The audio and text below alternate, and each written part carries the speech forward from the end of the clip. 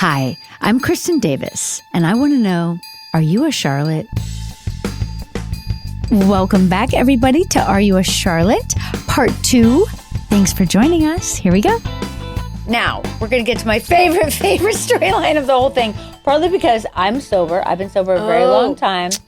This Carrie storyline, I thought, actually, well, you go ahead. But You. Okay, I was going to say, this storyline felt like more real than a lot. Not that the other ones are, but this felt like very relatable. So and relatable. More than the usual. I'm with you. Usually it's a little more like salacious or like extreme. Yeah. And this was like something most people have been through, this storyline. 100%. Yeah.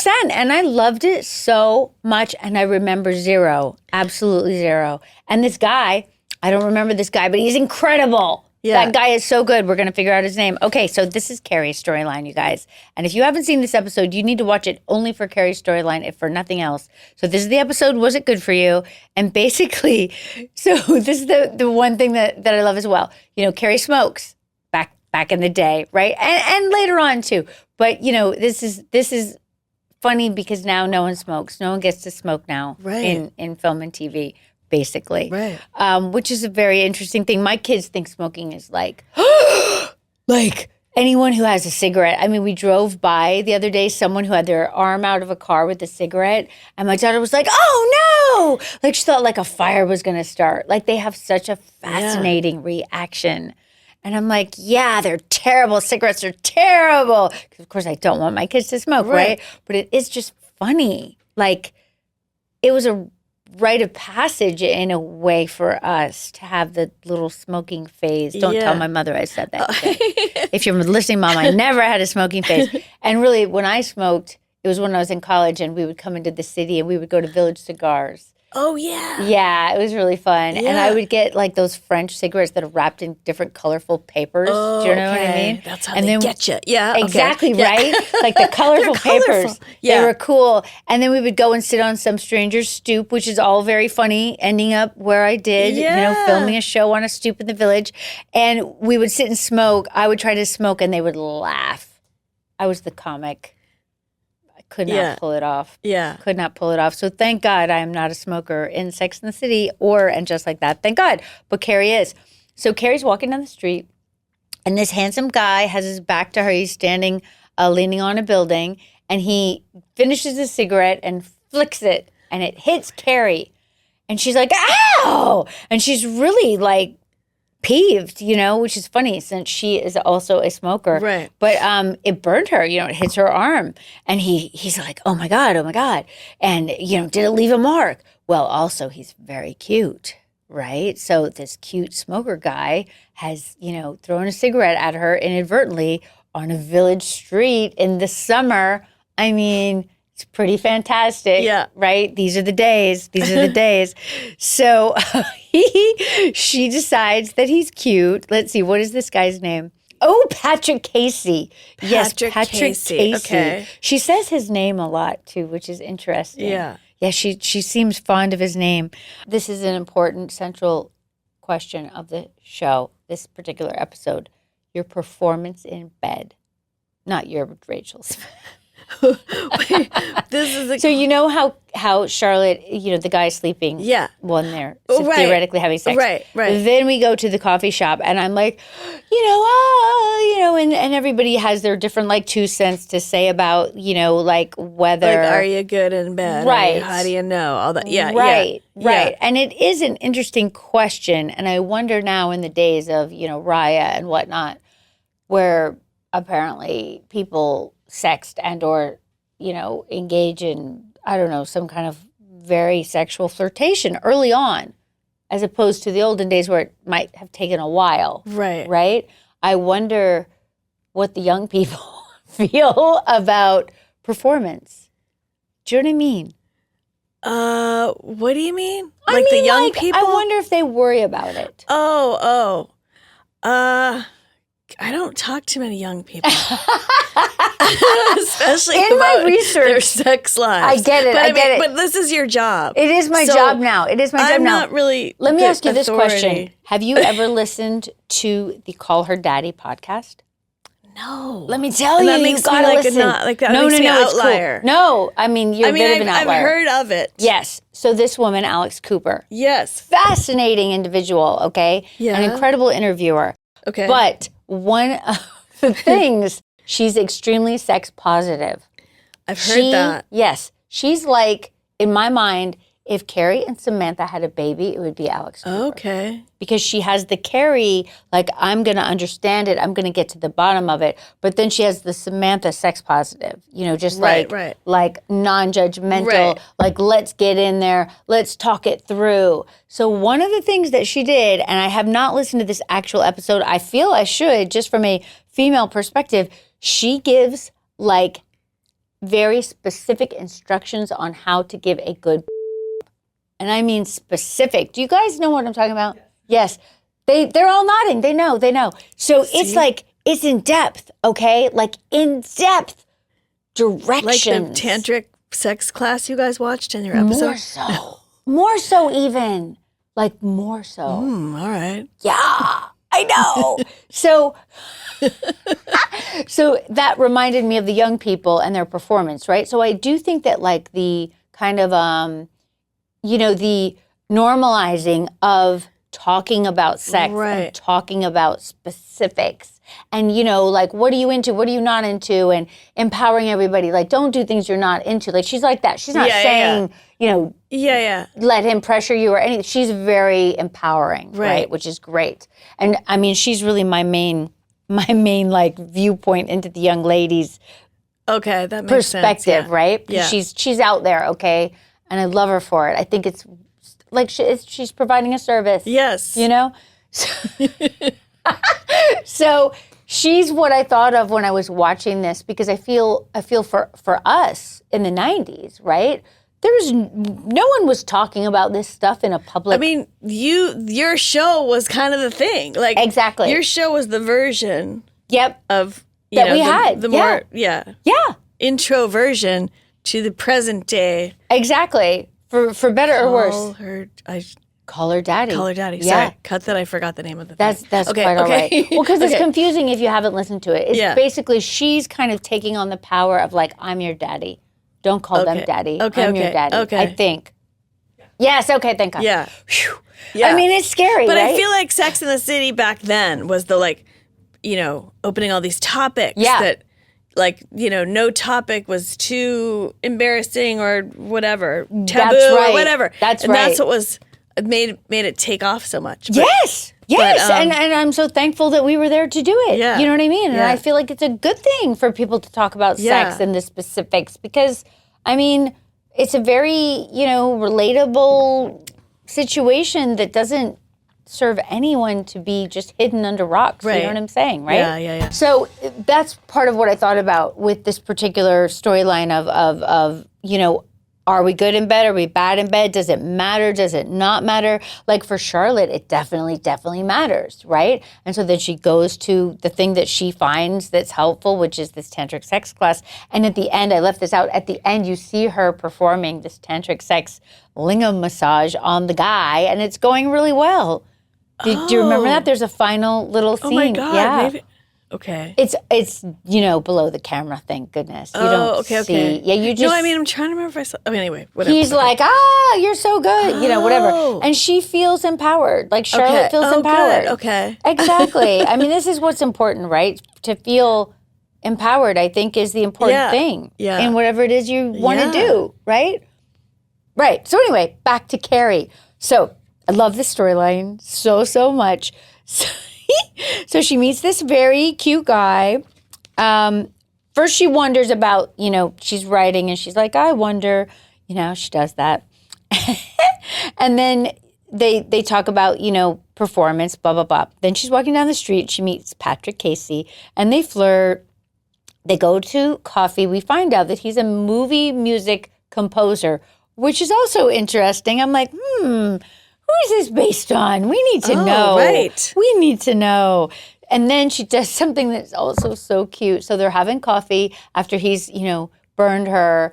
And then she's leaving and she thinks to herself, how many smoking, cute guys single cute guys are left in Manhattan. Maybe 7, I think she says, which is funny. So she goes back and gives him her number. She's like, I never do this. Yeah. But she gives him her number because, of course, back then, it wasn't this common thing of like everyone with their cell phones take them. I think she writes it in a real old-fashioned pen. Right? With a pen, yes. I think.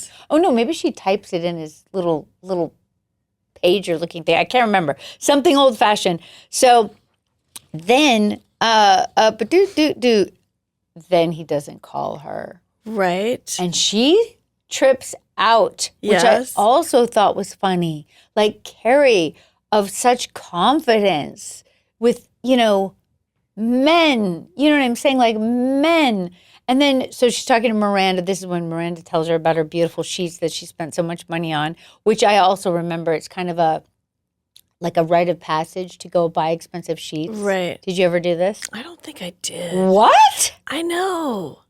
I don't think I went and You didn't have the frette? I wasn't fancy like that. No? I don't know. Wow. Maybe I should. It's one of my things. I don't know if it's worth it. No. Oh, I love ABC Carpet. I know. I order ABC Carpet in LA, man. I'm like, ABC Carpet has the good stuff. The good stuff. That's this is how royalty lives. When you go over their sheets, I'm like, $500 for one sheet. I mean, that's not really my style. I get it. But anyway, again, I'm off on a tangent. I get it. Okay. No, I love a tangent. Go ahead. Miranda We're back to Miranda. The sheets. She gets beautiful peach-colored sheets, which seems odd, okay? Miranda buys peach. Strange to me, but whatever. She buys peach, and she's talking about how there's no action in her bed, so she's going to make her bed beautiful, and maybe they will come. Okay. And Carrie says, like Field of Dreams. If you build it, they will come. This dude, what is his name? The real dude. The Patrick Casey. His name is Richard Joseph Paul. Okay, is that not confusing? How many 3 first names can you have? His name is Richard Joseph Joseph Paul. I don't know where he is now. I wish I looked look it him up afterwards. Because my God, he is so good. He was very good. Oh my God, so good. So he doesn't call Carrie. Carrie trips out and thinks that she is somehow unattractive and misread him, which of course is very unlike Carrie, right? And Miranda's like, what are you tripping out for? Calm down, like how she is. Then Carrie's back out on the street in the village on a Saturday. She sees him again smoking on the street corner. With somebody, with a guy. Handsome guy, another handsome guy. Right. So she decides maybe he's gay. Right. Now, maybe that's not fair, but there's some 2 cute guys in the village. We've all been there. I mean, we really have, right? Yeah. So she sees him. She decides to walk up to him. He seems a little strange, like uncomfortable. And she's like, well, okay, and she kind of walks off. He runs after her, and he says, Carrie, I'm sorry, I didn't introduce you to my friend.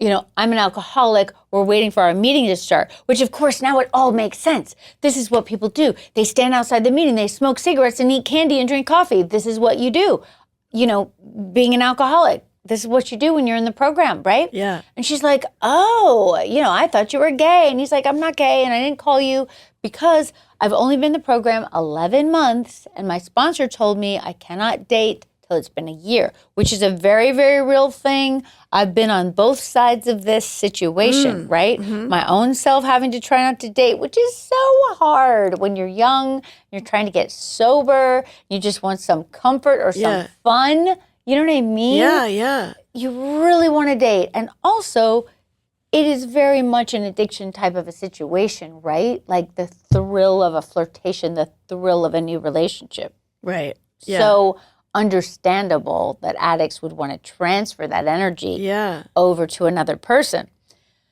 So then he goes, well, it's only a few weeks until it's been a month, right? Let's go out. Because he's hemming and hawing in his own head, so relatable and so real. That guy's so good. And Carrie doesn't really know about this that much, it seems like, right? Which is interesting. And I do feel like back then people were not as aware of what happens in a 12-step program. Right. Maybe so much. So they go out. The scene that I love the most, there's a lot of good scenes, but the scene that I love the most, so she goes out on many, coffee and then dinner, and she tries to kiss him on her stoop. And I mean, my God, how this guy doesn't kiss her, I don't even know. It's a lot. She puts the full court press on. and he somehow just like gets out. Stone-faced, walks away. Yeah. Yes, stone-faced walks away, and she does this really funny thing on this stoop. She goes like, oh, yeah. You know. She's like, what? What am I doing wrong? Yeah. What am I doing wrong? And listen, okay, Carrie, we feel you because I would kiss you. I mean, my God, right? Like It was definitely a movie moment, ready to go. Yeah. Big time. Yeah. Big time. Beautiful, village, nighttime, so evocative. So finally, she says something like, wait, does she just go and grab and kiss him? And then he says something like he's never had sex sober and he's scared to do it. Right. Because he doesn't know if he'll be any good, connecting back to the performance question. It all weaves together. It does. It all weaves together, which I think we're just newly weaving it together in the show. It took a while for that to get going, like how we think of it when we think of it in the past, So they go up there. And they have sex. And they have this is Sarah Jessica's sex scene. She does not like sex scenes. She does not like nudity. So they kind of pan across the apartment and you see his back. That's it. You don't even see her. She's hidden in the sheets. You assume she's there, but she might not have been there for the shoot. Exactly. That's how she would like it. Okay. So then it goes really great. And he's like, sex is amazing. And she's like, And he goes, does everyone know this? And he starts jumping up and down. And it is so adorable and great. And I sometimes feel that. Like if you haven't had sex for a while and then you have sex, you're just like, oh my God, it is amazing. I mean, theoretically. It might not be. But then sometimes you hope it is. Yes. You hope it is. And when it is, it really is. But then when it isn't, it's so sad, right? Anyway, I'm on a tangent. So when that guy with the many names. Thomas. John. No. Paul. Joan. No. Yes, something Thomas like that. Richard Joseph Paul. I feel you when you jump on that bed. I really do. I was with you. And I think he's so relieved that he can enjoy sex without being high or stoned or drunk or whatever he says, right? So then he's like, let's do it again. Right there. Oh, the addict sees the addict. I was like, whoa. We're going down a road. This is his new addiction. I like that. The addict sees the addict. Oh, yeah. That's good. Oh, yeah. You can totally see an addict. You know what I mean? Yeah. I mean, it's not to say it's not fun, right? I've been in many situations where I'm like, oh, this person has this addiction or that addiction or whatever. And then you're like, okay, I'm just waiting for it to be a problem. But you know what? I relate. I mean, I'm sober, thank God. But yeah, you can transfer to a lot, chocolate. Chocolate's a good addiction. You know what I mean? Yeah. So basically, this adorable guy, Patrick Casey's his character name. They have a lot of sex. At one point, we cut to the coffee shop, and Carrie's ordering like 12 orders. And all of us are like, "What's the problem?" She's like, "Oh, we've just been, just having so much sex." Right. And Charlotte, of course, takes that personally because she's still living in the fact that she's bad in bed, which I forgot to mention that Samantha also agrees on. Do you remember when they're walking down the street and she's like, "Look at her hips. There's no movement." Oh, I guess mean? I forgot that one little line. I know. Okay, no, they have a whole conversation about now it. I'm remembering that. Yeah, and I remember this because there's another time earlier in the show where she's like, your hips don't move. And I'm like, what? We go down the road with Carrie and the guy, and at a certain point, she kind of has like a light bulb moment, that he's got a new addiction. Yes. And she says to him, I think that we should just have a little moment apart and you should go home. Oh, I forgot. He confesses that he loves her first. Oh, right. After a week and a half. Yeah, which is so funny and adorable. And she's just like, oh, thank you. Like how uncomfortable, but also he's so he's so exuberant. And like, yeah. Pure. Seems like genuine. So genuine. Of course. He believes addict, it. But yeah. Yes. Addict sees addict, but yes, he doesn't mean he doesn't mean it. Right. Right. So she's flattered This is what my notes say. She's flattered, but that's not what you want when you tell someone that you love them. And basically she says, you know, we need some time apart. And he's like, are you breaking up with me? And she goes, no, I just want you to go home and I'll see you in a couple days.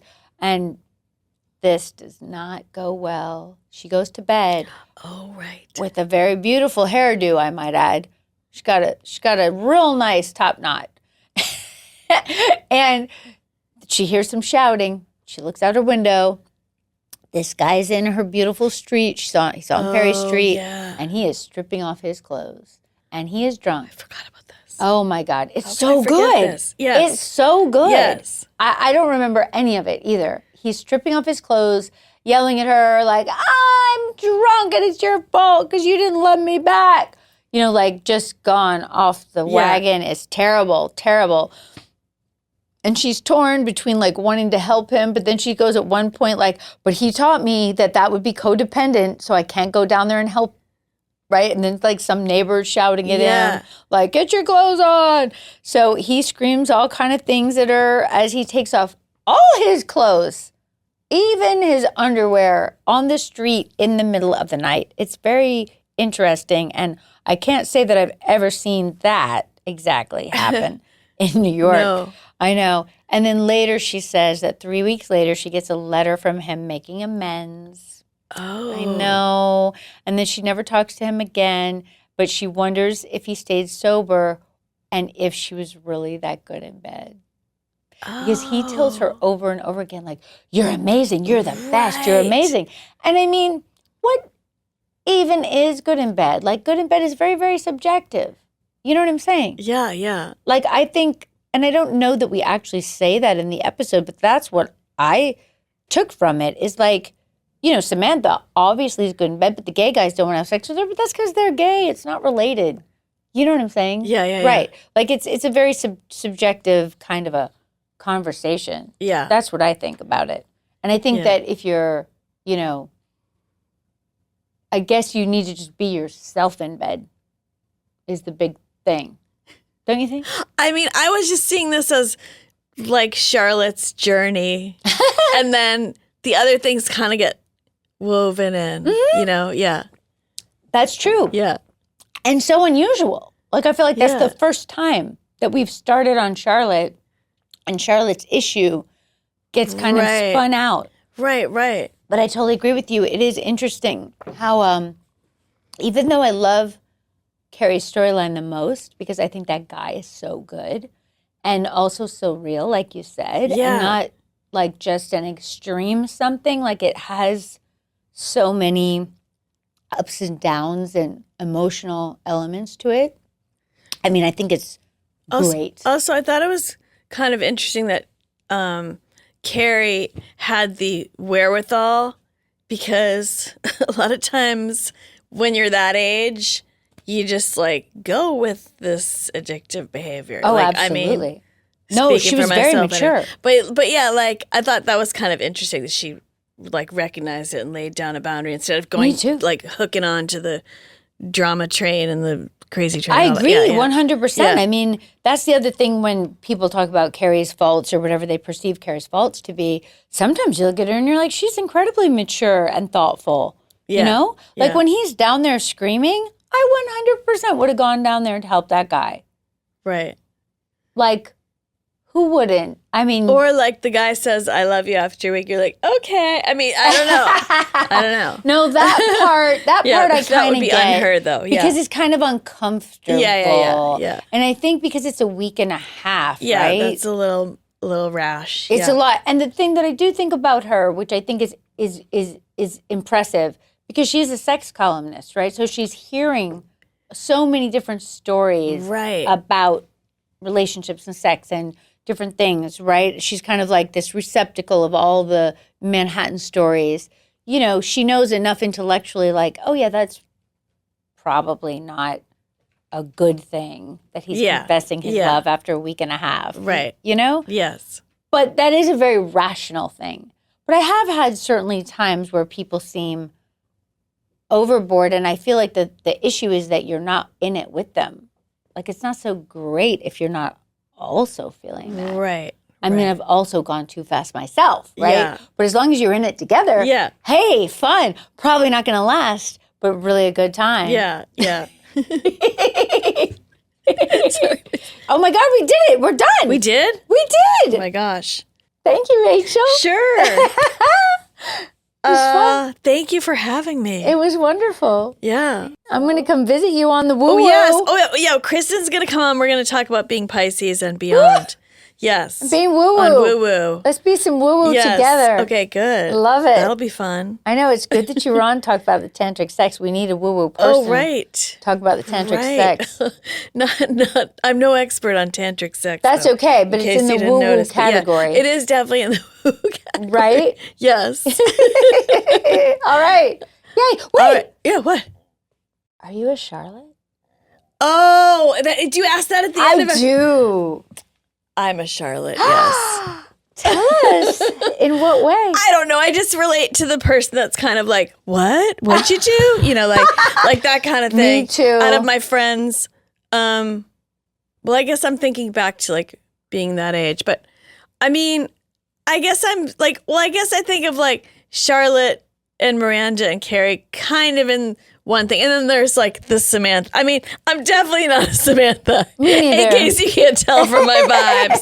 But I'd say I'm somewhere in the other three realm. Yes. Got it. But, so different ones at different times. Yes. Got it. But I relate. I also relate to the huh? What? Huh? Yeah. What? What? You know, Yeah. That's kind of the easiest part of me. Yeah, to play Charlotte. that seems really fun to play. It is really fun. And to especially be, I guess. on a comedy, you know? Yeah. Like it's a good vibe, I think. The I agree. innocent, wide-eyed, like, what? I mean, Totally. I like that. And when I look back at the show, one of the things that I think about compared to And Just Like That is that I was often just responding to them until I get into the whole like, I'm going to get married and I've got this book and blah, blah, blah, blah, blah. And then when And Just Like That came, Michael Patrick would say to me like, you're driving this scene. I'd be like, oh no. I want them to drive the scene so I can react. Do I have to drive this scene? Right. That's your vibe, is to be the reactor. And I mean, I had to still react, but then I also had to drive the scene, right. Especially like in Charlotte's family dynamic. Yes. Like the captain or whatever. Right. Oh, exhausting. Yeah. Gosh. I like the reacting. Yeah. Fun times. Me too. Right? I've kind of learned that like just over the years. Like I kind of like being the person like comes out and says the little thing and then goes back. Like it's fun rather than the person that's like, you know. I feel the same. Yeah. I feel the same. Just know thyself. Yeah. I know. And we all contribute. Yes, we do. Right? Yeah. They need us to do their thing. Right. Yeah, but I don't want to be up there by myself. No. Ew. All right. Well, that was fun. Thank you. Two Pisces. Thank you. Two Pisces. Two Pisces in a room. Yes. With some mics.